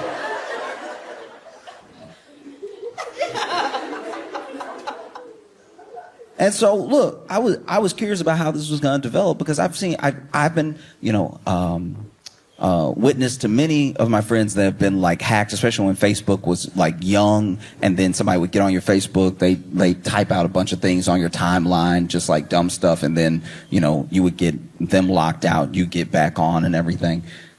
So I've seen this before, but I don't know. I was so invested in how this person was gonna come back from this that I did follow them, right? I hit follow just to be, because I'm expecting any day now they're gonna be like, hey, somebody, broke into my account and posted me at my weakest moment. Thank y'all for the support, and so I followed. And then a couple days later, I saw another video. I saw the handle, and I saw a profile picture, so I saw that it was them again. And I'm sitting here scrolling up, and they're in their car again. And then I'm thinking, oh, okay, this is where they're going to say, like, hey, somebody broke into my account. Thank y'all for the well wishes and everything, but I'm good. I don't want y'all to see me in that light. That was a very weak point for me. And so when I scrolled up, I'm fully expecting them to say the thing I just said, but then they started talking. They were like, I just wanted to reach out to everybody. Thank y'all so much. The comments you left and the messages I got really touched me and everything. And just, and I was like, no, wait. There's no way though. No. And then I put it together. I was like, wait, they were recording themselves crying in their car. That's the most private time to cry. We need to go back, just for the sake, once again, of our mental health as a nation. We got to go back to just having a crash out, parked in the car, and let that be history. Like that. You are not your best when you cried in your car. I would throw it out there that maybe you don't want people hearing what you have to say when you're to the point where you break it down, parked in your car somewhere. Stop broadcasting it. This is bad. This is very bad. Because it's not, I've never seen a cry in my car video and been like, oh, yeah, that'll change things. I'm just saying, like, if you in the car, right? If you in the car, and you are upset, it's understandable. This life is hard, and sometimes people feel like they got to walk it all by themselves. They don't know the support they have. They don't know the people that they have in their life. And in those moments, there's an opportunity. You could use that time to reach out to someone and tell them that you need help. You could reach out to someone, and even if, I'll even pitch this, if you're very bad at asking for help, right? Try to help someone else. Because the same bond that leads you to help someone else will then have them looking out for you whenever things are down for you, right? You have this thing in your phone. You have this thing. It's incredibly powerful, right? It tells everybody where you are. Government, friends, everybody. Everybody know where you are. Everybody knows where you are. Everybody knows. People you don't know where you are. People you've never met know where you are. Right now, they know you're here. Like, people know where you are because it's in your phone, but you also know where other people are. You can reach out to people. You need help. This could be a way that you get the help that you need. It could be. Or you could buy one of those little dashboard stands.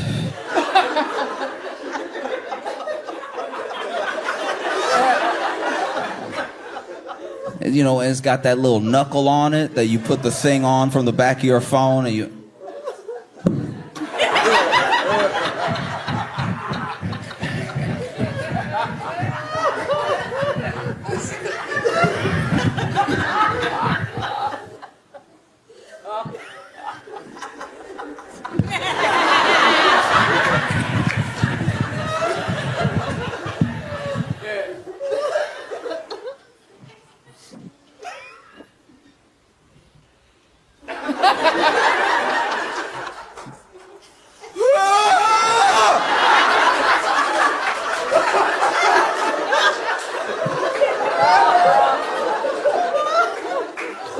Or you could do that. You could do that. That's an option. It's possible. You could give that a shot as well. Because I do think, here's the thing, I'll throw out there. I do think that crying in the phone, like crying in the car on the phone, I think that that genuinely came from a fundamental epidemic of loneliness. Do you know what I mean? Like that thing is not something that's born out of having a wealth of people to talk to. You know? It comes from being in a place where, sure, everyone will like shirk it off. They're just looking for attention, whatever. But I think it goes deeper than that. And I think it's people like literally, genuinely crying out for someone to hear what they have to say, for someone to have their back, for someone to get them, right? And so they reach out to the whole of the internet, and then what they get back in return, sometimes it's a bunch of hate, sometimes it's a bunch of love, whatever it is. Sometimes it's just people, keep your head up, whatever. But I don't think it's a substitute for like genuine human connection, like having that person to sit in your car with you, to look at and go like that, like that's much better. That's just between the two of you. And instead of becoming your worst moment online, it becomes like an intimate moment you have with a friend who has your back, who you can cry to, right? I said all that to say somebody in the 90s was sitting in their car with a camcorder, like a camcorder, do you remember what this was? It was this metal with lenses in it and buttons, way too many buttons. They had more buttons than what the camcorder could do. The camcorder is over here promising all that good stuff, and then you hit the button and it look exactly the same. Nothing has changed at all. Sitting there with the camcorder.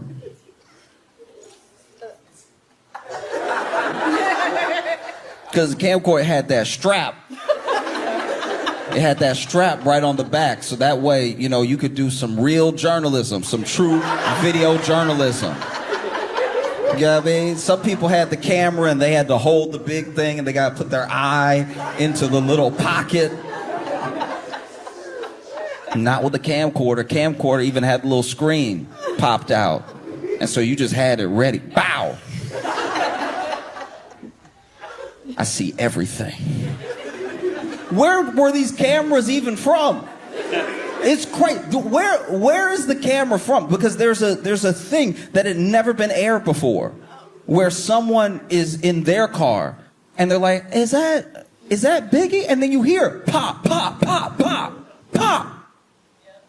Oh my God, they just got shot. Somebody call somebody. And then you hear like someone who's like in the car calling 911, but you see from their perspective, first of all, who are they? Where have they been this entire time? That's crazy. Where did they? Maybe there's a chance that in all of this investigative, in the long time, apparently like a decade, that 50 Cent's been working on this documentary, that somebody somewhere was able to pay somebody for something that they had never given anybody before. And, you know, there's also different reasons why you might hold on to something. Imagine you're there when something like this happens. You may not want to broadcast it to the world that you were right there and that you saw something on tape, because they didn't see a person. They just saw that these shots were happening, right? And so maybe you don't want to broadcast it because now you don't want to go to the police in a thing where they seem to have no leads and be like, oh, I have some extra information for you. Maybe, I don't know. It's plausible, but it seems just so wild that these two moments would meet up. That somebody would just be recording in their car with what had to be like a camcorder. Who just walked around with a camcorder in the 90s like that wasn't shooting their own document, like just in the car with the camcorder all the time in case something happens? Fast forward to present and it ends up in this Netflix documentary about Diddy. Maybe that's what happened. But what seems just as likely is that 50 Cent time traveled back in time.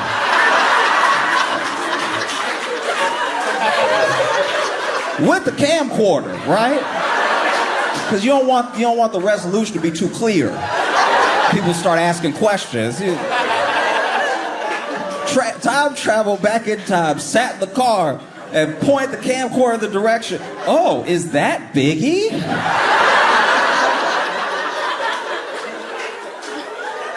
Pop, pop, pop, pop, pop, pop, pop. Oh no, someone shot Biggie.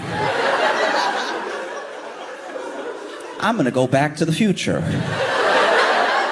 And there's so many, it's a documentary so full of detail, you almost have to rewatch it, because then there are things that go over your head the first time where you don't even realize how evil the thing that Diddy was, because so much information is flying at you. It's like information, here's a tidbit, here's an interview, first-hand account, somebody was there, baby oil. Here's another tidbit, here's a first-hand account, here's what someone had to say, here's something that we didn't even know Diddy did, baby oil. There's so many instances of them cutting to baby oil that sometimes some of the evil gets a little lost. You know, the idea that this man might have had so much to do with Biggie's death and then went on a campaign like he was Biggie's best friend in the entire world. It's not just insane that people let him get away with it. What's even worse is that he, through this memorable event, right, all throughout Bed-Stuy, Biggie's funeral, right, and then no one knew, I didn't know until I saw the documentary, that he made Biggie's estate pay for that funeral. Yeah, like that's... And if you get too distracted by the baby oil, you might miss that detail.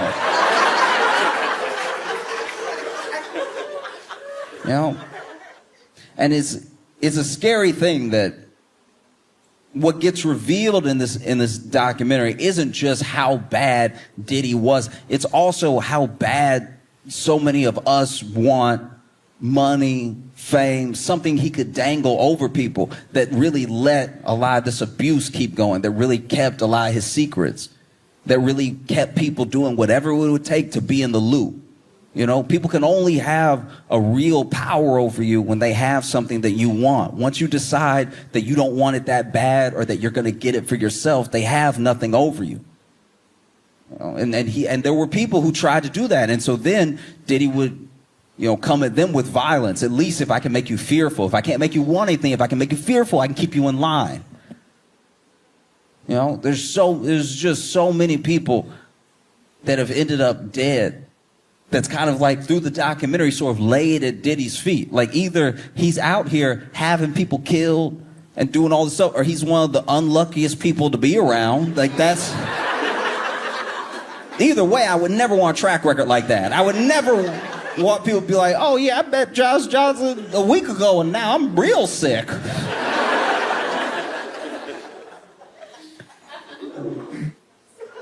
One of the things that's so harrowing about the documentary to me is that you see how long Diddy got away with things that people are saying plainly that he just did.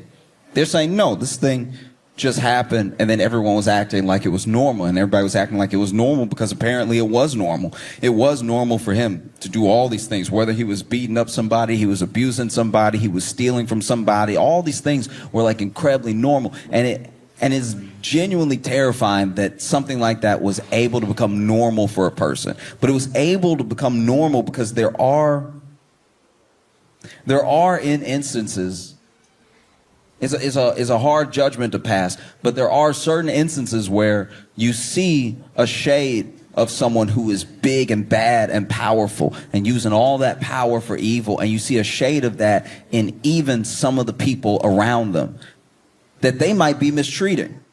There were plenty of people that were like cool with all this mistreatment until it came around to them. Or they were cool with everything that Diddy was doing, as bad as it was. They could look the other way, they just wouldn't acknowledge it, but then they got fired. You know? And there is no Diddy without a bunch of little Diddies running around, wanting to be like him, wanting to emulate that sort of thing, wanting to have power, just so that they had choice what to do with it. Because one of the things that people with power like to do is they love to rob you of your choices. You know, there's always a choice to a degree. It may not be a choice that you like, but they love to rob the sort of feeling of freedom you have over your choices. You can make very hard choices. Someone could walk up to you and say, give me all your money or I'm going to kill you. And you could say, kill me. You could. It is a choice. Some people would say that's no choice. It is. It is a choice. They said, give me all your money or implies a different outcome. Right? Do this or this. That's your choice. It's not a good choice. Don't get me wrong. It's not something that I envy. It's not even something that I'm saying it's easy to walk away from. It's easy. It's scary. It's scary when someone with power wants something from you or they want to take something from you and you don't know how you're going to survive, right? But they don't get away with this thing. It takes time to become the person that Diddy was. It takes decades. It took him decades. It took everyone looking the other way for little things, then big things for so long that finally he does seem like this unstoppable, unbeatable force. He does beat people down in court. He does beat people down in person, right? But these people can't get to where they are without us. They can't get to where they are without us looking the other way, without us slightly condoning, not quite condemning. They can't get that way without us. These people just don't come out of the woodwork. He started as this kid who didn't even drink, who didn't do drugs, but he had an idea in his head of what a man was and what a powerful man was, and he wanted to be those things at any cost. And so he took it upon himself to start himself down that road. Fast forward 20, 25 years later, this is the type of person who thinks he can beat people in front of cameras. You know? And what does it take to take down a person like that? Because they seem so powerful. They have so much money. Diddy valued at billions, right? What can you do to a billionaire? How do you take a person like that down? One piece at a time. All of us. It takes all of us not looking away. It takes all of us doing something. You know, because people have said in the documentary, people have said in interviews that when Diddy is like in his element, he's untouchable. You would think he was a god. But when you're alone in the room with him, you see, not only is this just a man, this is like still that like kind of scared kid, kind of insecure kid, right?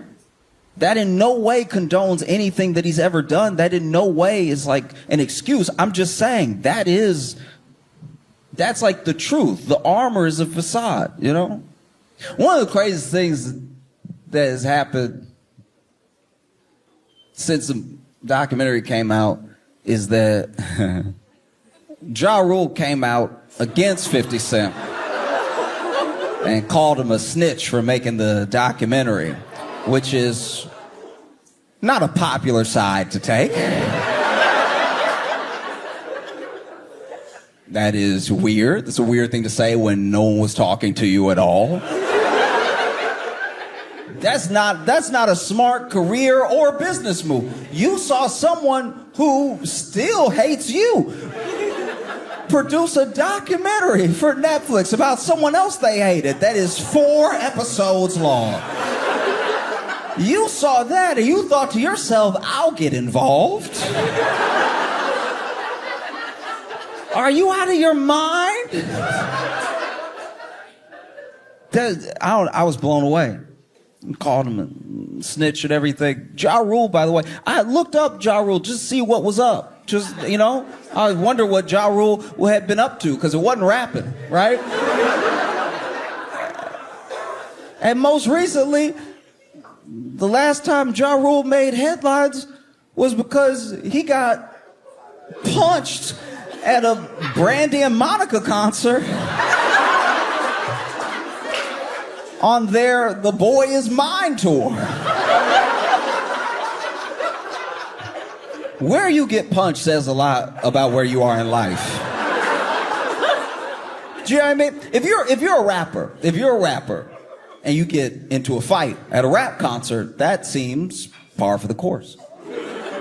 If you are a rapper and you get punched backstage at an R&B concert, you must have had it coming. These people are singing melodies. What is... I'm not a fighter, but one of the worst things to do is to get beat up to soft music.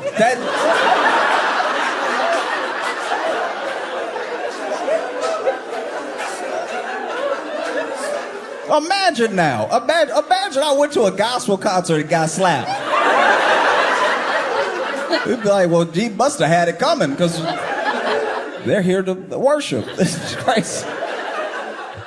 You got punched. And then he posted a video of himself, smiling at the camera, showing he didn't have like a mark on him or anything, which would be badass, except you got punched in the back of the head. Like, your face should be fine. If you have damage on your face or being punched in the back of your head, I'm very sorry to report you are dead, sir. That's what happens when you die. If you get hit in the back of the head and it affects the front. Imagine you get punched to Brandy's music. I've talked about it before. I've had fights. I'm not acting like I've won all of them or anything. But imagine if I got whooped to Taylor Swift. You wouldn't be able to respect me. Even when I hear that "you belong with me, son," I flinch. Like, that would change your whole life, getting beat up to Taylor Swift. Or like Maggie Rogers. Like you get beat up to some indie music. Would destroy your reputation. I don't even know why would Josh say anything. The last notable thing you did was Fire Festival. Like you didn't go to jail, but Billy did. But you were his partner. You were in all the pictures with him. That's crazy. The only thing scarier than the documentary is that Diddy's gonna get out.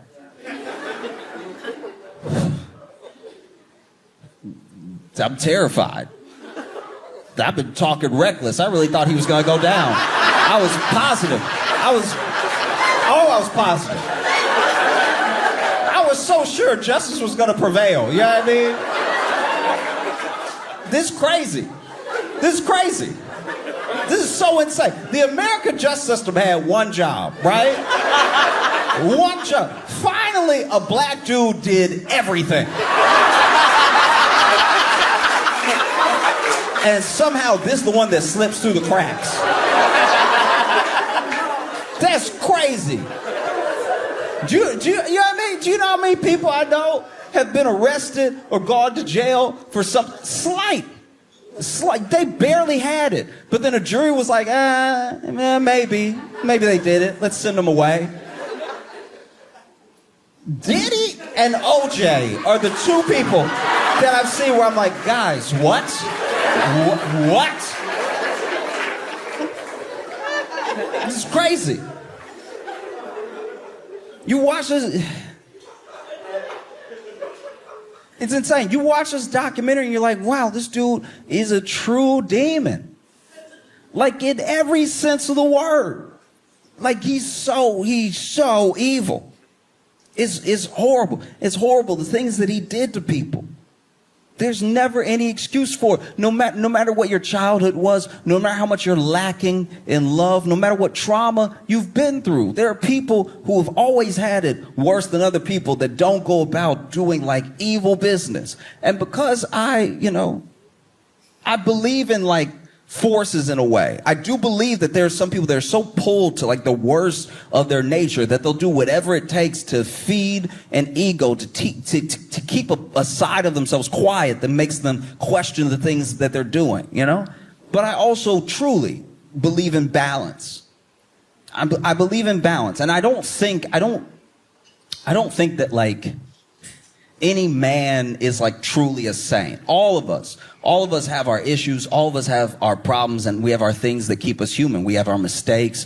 We have everything that drags a person down, right? So I would never try to put a person on a pedestal or make them some sort of living saint, because I don't know what their inner thoughts are. I don't actually know their heart. I don't know if the good that they do is to be seen doing good, or if it's to actually put more good in the world. I can't tell you. I have no idea. But because I grew up in a religious home with a grandma that really believed in Jesus, you know, I've seen that picture of Saint Michael stepping on Satan's neck, and I don't know, it just kind of feels like that's what 50 Cent is doing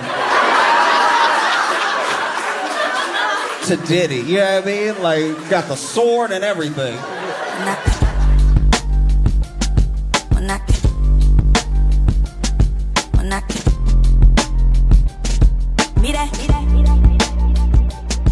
Knock it.